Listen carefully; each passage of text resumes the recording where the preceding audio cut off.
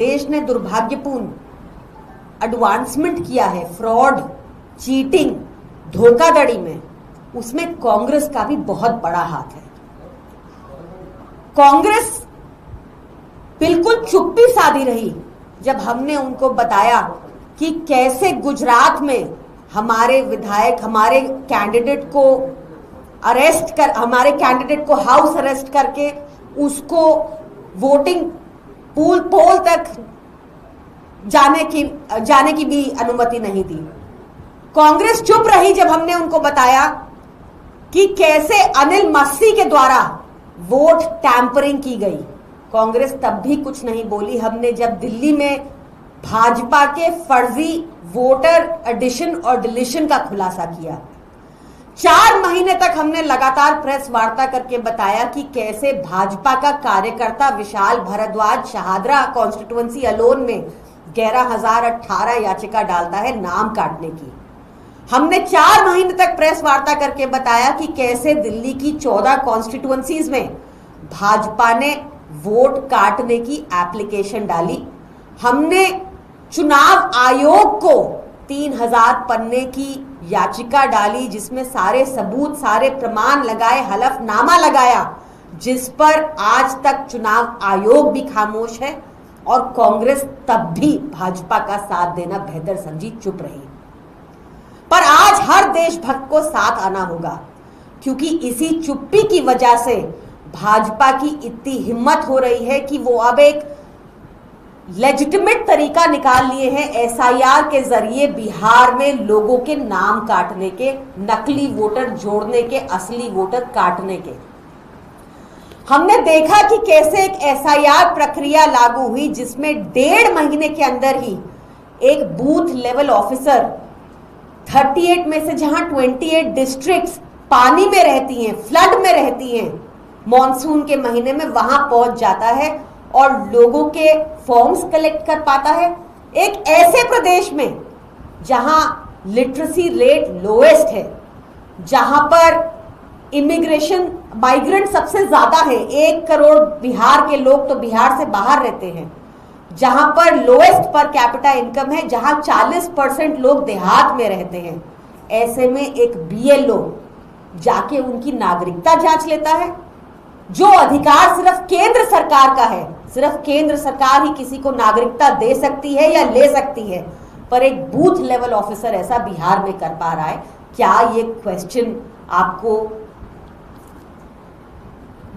Bother नहीं करता कि ये कैसे ये कर पा रहा है?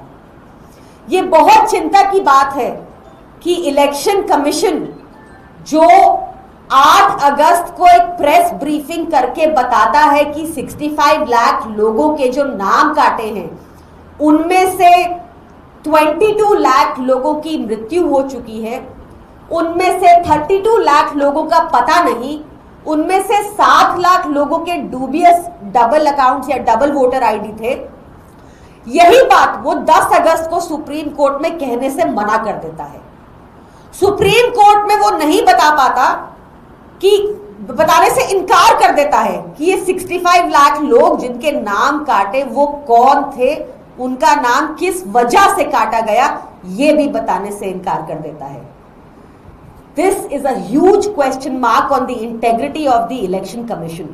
सरकारें आती जाती रहेंगी, पर इलेक्शन कमीशन को पार्टी पॉलिटिक्स से उठकर निष्पक्षता से अपने मोटो पर चलना होगा, that no voter should be left behind. आज उन 65 लाख लोगों के नाम दिखाने से क्यों कतरा रहा है इलेक्शन कमीशन? और तो और इलेक्शन कमीशन ने जो डिजिटल डाटा डाला था अपनी वेबसाइट पर वो भी हटा दिया। आज ना उत्तर प्रदेश का ना बिहार का डिजिटल डाटा अवेलेबल ही नहीं है उनकी वेबसाइट पर। उन्होंने स्कैन्ड कॉपीज डाल दी, यानी कि मात्र फोटो डाल दी, यानी कि कंप्यूटर उनको रीड ना कर पाए और उनकी धांधलेबाजी ना पकड़ पाए। पर फिर भी सलाम उन पत्रकारों को, एक रिपोर्टर्स कलेक्टिव करके संस्था है, उन्होंने निकाली वाल्मीकि नगर की ये रिपोर्ट, वाल्मीकि नगर बिहार की रिपोर्ट है खाली है, जिसमें ये लिखा है कि 5,000 नकली वोटर्स हैं, वो वोटर्स हैं जिनका उत्तर प्रदेश में भी इलेक्शन कार्ड है और उनका कार्ड वाल्मीकि नगर के बिहार में भी है।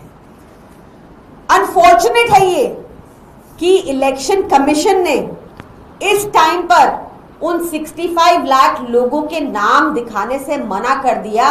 और हमें क्या देखने को मिलता है, हम बार बार देखते हैं डॉग बाबू, कैट कुमार, डोनाल्ड ट्रंप, पीके कुमार, जिनके श्राद्ध में मिनिस्टर गिरिराज सिंह जी खुद गए, उनका नाम इलेक्टोरल लिस्ट में है बिहार की।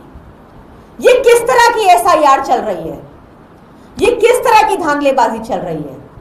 जिस तरह आम आदमी पार्टी ने बार बार आपको बताया 4 महीना पीसी करके कि कैसे भाजपा वोट चोरी कर रही है, वोट चोरी का प्रयास कर रही है, और उसमें शायद सक्सेसफुल भी हुई दिल्ली में, क्योंकि चुनाव आयोग तो अब तक चुप है, उस पर कोई जवाब नहीं दिया।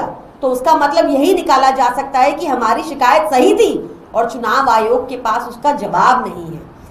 क्योंकि हमने उनको पकड़ लिया तो भाजपा ने चुनाव आयोग के साथ मिलकर एक नया तरीका, एक लेजिटिमेट तरीका निकाला है वोट चोरी का। जिस तरह एक लेजिटिमेट तरीका था इलेक्टोरल बॉन्ड का, काले धन को सफेद करके भाजपा की जेब तक पहुंचाने का, उसी तरह से एक लेजिटिमेट तरीका निकाला है भाजपा ने, ताकि इलेक्शन कमीशन के सारे वोट, जो भी वोट पड़े, वो सारे वोट भाजपा के खाते में जाएं और कोई विपक्ष रहे ही नहीं। आज हमारा देश एक बहुत संकट के दौर से गुजर रहा है और मेरा सभी लोगों से निवेदन है कि पार्टी पॉलिटिक्स से उठकर कांग्रेस की तरह बर्ताव ना करते हुए एक सच्चे देशभक्त की तरह भाजपा की इस चोरी पर, इलेक्शन कमीशन की इस चोरी पर आवाज उठाए जाएं और सही सवाल पूछे जाएं। जय हिंद।